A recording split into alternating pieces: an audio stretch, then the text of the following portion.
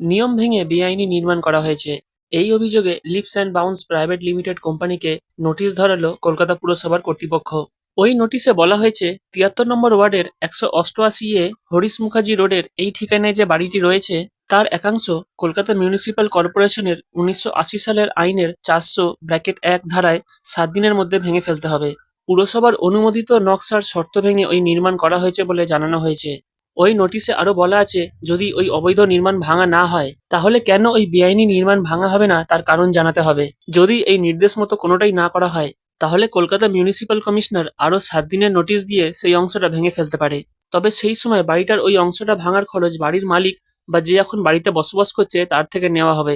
এর সঙ্গেই ওই নোটিশে জানানো হয়েছে, এই চিঠিটা হাতে পাবার ৭ দিনের মধ্যে ওই বাড়িটার অনুমোদিত নকশা, কাঠামোগত বিবরণ সবকিছু জমা দিতে হবে। তার মধ্যে বাড়ির ভেতরে থাকা এক্সকেলেটর ও লিফটের বিবরণের কথাও বলা হয়েছে।